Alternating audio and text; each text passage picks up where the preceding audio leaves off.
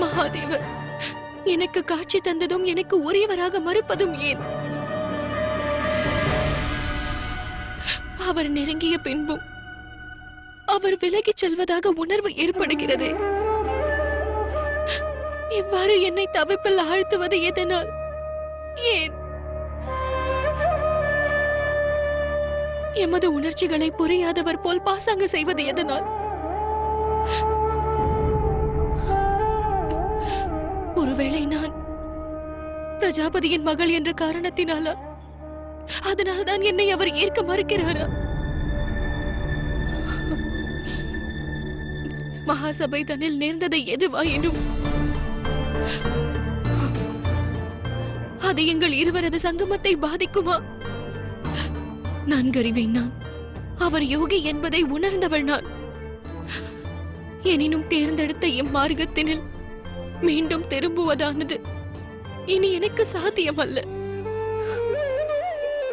என் செய்வேன் நான்?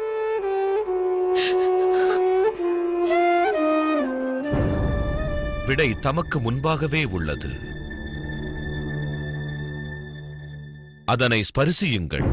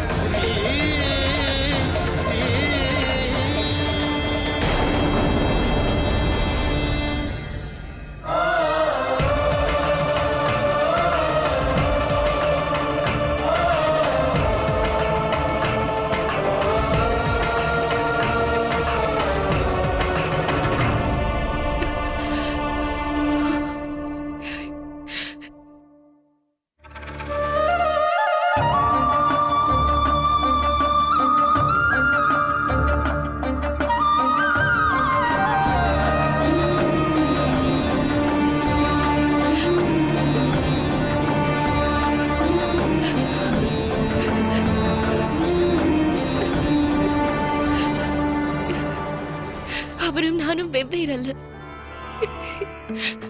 நான் அவருக்குரியவள் தான். அவரில் சரி பாதி. இதனால் தான் அந்த உருவமானதை நான் மீண்டும் மீண்டும் எனது கனவினில் கண்டேன். மூர்க்கத்தனத்தினால் அதனிடம் அச்சம் கொண்டேன். உணர தவறினேன். அவர் கூற மறுத்தாலும் சத்தியமானதை நான் இன்று தரிசனம் செய்தேன்.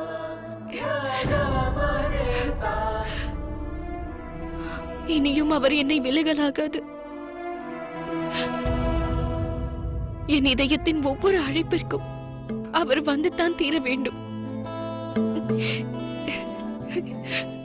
இனி அவர் என்னை ஏற்கத்தான் வேண்டும். அதுவே விதி.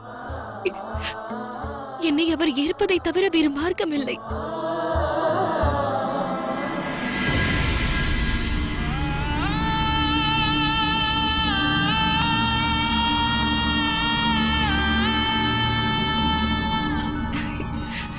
இன்று தமது உதவியினால் இவ்வினாக்கள் அனைத்திற்கும் விடை கண்டேன். இனி என் மனதில் ஐயம் இல்லை, அச்சமும் இல்லை. எனினும் உண்மையை உணர்வதற்கு நான் எவ்வளவு தாமதித்திருக்கிறேன். என்ன ஒரு அறியாமை! ருத்ராட்சத்தை கண்டதும் ஏற்காமல் எத்தனை நேரத்தை வீணடித்தேன். எனினும் நிகழ வேண்டியது இதுதான் எனில் இது குறித்து நான் உணர இத்தனை தாமதம் எதற்கு? காலம் கணியாமல் காரியம் கணியுமா தேவி? எனினும் இன்று தாம் தன்னிலை உணர்ந்தது குறித்து உவகை கொள்கிறேன்.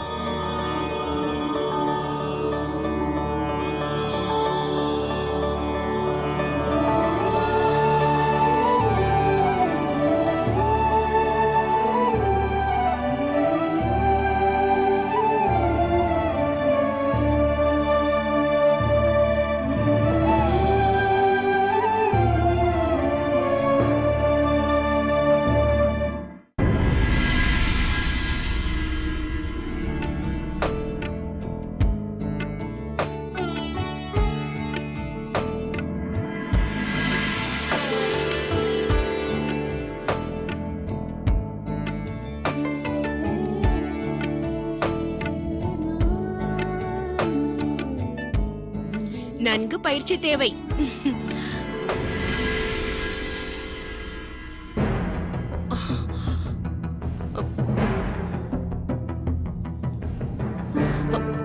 பயிற்சியை தொடருங்கள். விரைவில் வருகிறேன்.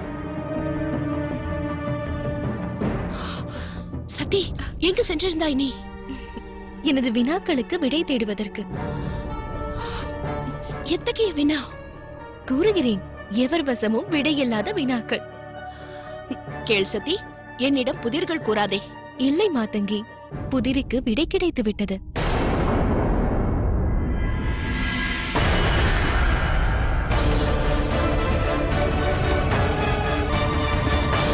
உடன் என்னுடன் வா.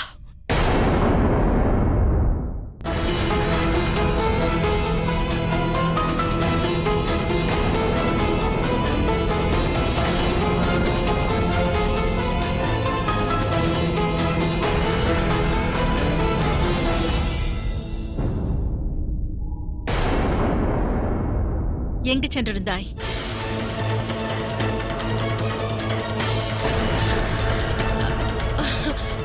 பிரசுத்தி அவளை அனுப்பியது நான் தான். வனத்தில் சற்றே உலவச் சென்றாள். மான்களைக் கண்டு ரசிக்கச் சென்றாள். அவைகளைப் போலவே அபிநயிக்க ஒரு பயிற்சி.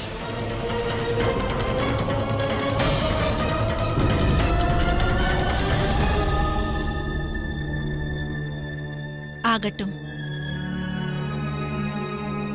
சென்று உடை மாற்று. தாம் கவலை கொள்ள எதுவும் இல்லை. இவளை அழைத்து வருவது என் பொறுப்பு. வாசதி,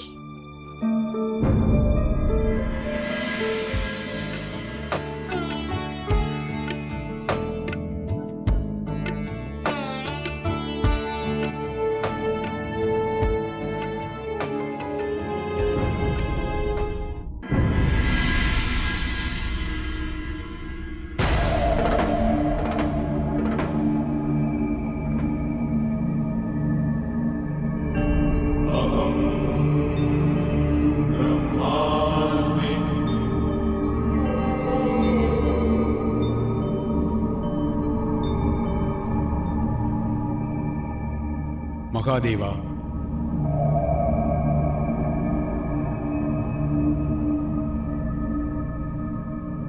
எனது புதல்வனின் செய்கைக்காக நான் வருந்துகிறேன். நிகழ்வது அனைத்தும் புதிர்களாக உள்ளன. எனினும் ஒன்று மட்டும் உறுதி, அவன் அவமதித்தது தம்மை மாத்திரமல்ல, அவன் தந்தையான என்னையும் தான். தட்சனை தாம் மனமுவந்து மன்னிக்கு மட்டும் தந்தையான நானும் மன்னிக்க மாட்டேன். இருப்பினும் ஒரு வேண்டுதலோடு தம்மை நாடி வந்தேன். அவன் செய்தது யாதொன்றாயினும் அதற்குரிய தண்டனையை சத்திக்கு அளிக்க வேண்டாம். தமக்கு நினைவுள்ளதா? பல கற்ப கோடி காலங்களுக்கு முன்பு தனியொருவனாக தொடர்ந்து இந்த சிருஷ்டியை படைத்து நான் களைத்திருந்த சமயம் தம்மை நினைத்து நான் கடும் தவத்தில் ஈடுபட்டேன். அத்தவத்தின் பலனாக தாம் என் முன் தோன்றி எனக்கு தரிசனமளித்தீர்கள். நான் படைத்த சிருஷ்டிக்கு நிரந்தரத்துவத்தை அளிக்க என் பணிவான பிரார்த்தனையை ஏற்று தேவி சக்தியிடமிருந்து பிரிய சம்மதித்தீர்கள். அவர்களை தியாகம் செய்தீர்கள்.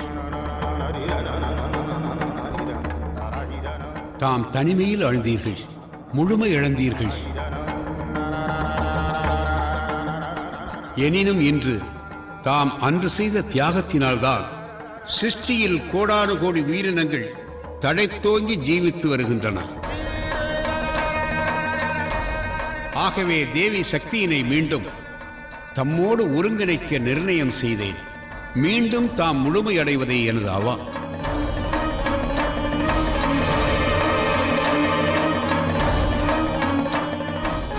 ஆகையினால் தான் என் ஆணையை ஏற்று என் மகன் தக்ஷன் கடும் தவமிருந்து தேவி சக்தியின் அருளை பெற்றார். அவர்களையே தன் புதல்வியாக அவதரிக்க பிரார்த்தனை செய்தார். ஆம் மகாதேவா, சத்தியே சக்தி தேவியின் அவதாரம். எனவே சத்தியை ஏற்க வேண்டுகிறேன். இதை என் பிரார்த்தனையாக கருதுங்கள். சற்றே தயை செய்ய வேண்டும். தட்சனின் பிழைக்கான தண்டனையை இனி சதிக்கு வழங்க வேண்டாம்.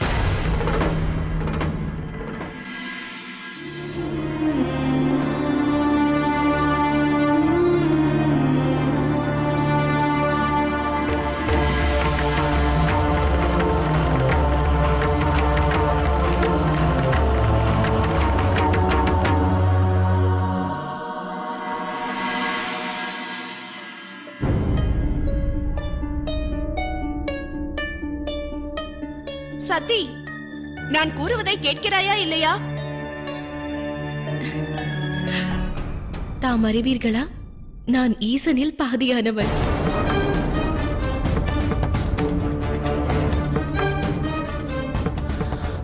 சதி, சிவலிங்கத்தை ஸ்பரிசித்த கணத்தினில் பூரண சத்தியத்தினை உணர்ந்தேன். இந்த ருத்ராட்சம் கிடைத்தது. அர்த்தநாரீஸ்வரர் குறித்த கனவு தாமரை மலர்களில் சிவனின் பெயரை ஏற்றியது. அனைத்திற்கும் காரணம் ஒன்றுதான். நான் அவருக்காக ஜனித்தவள் என்பதை எனக்கு உணர்த்துவதற்காகவே நிகழ்ந்தது.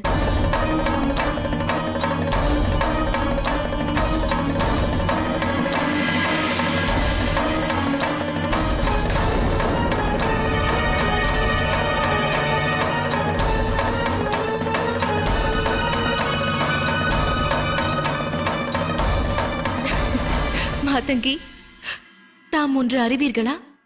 இன்று இந்த சிருஷ்டி முழுவதும் மையல் எனும் வனத்தில் ஆழ்ந்திருப்பதாக ஒரு உணர்வு எழுகிறது.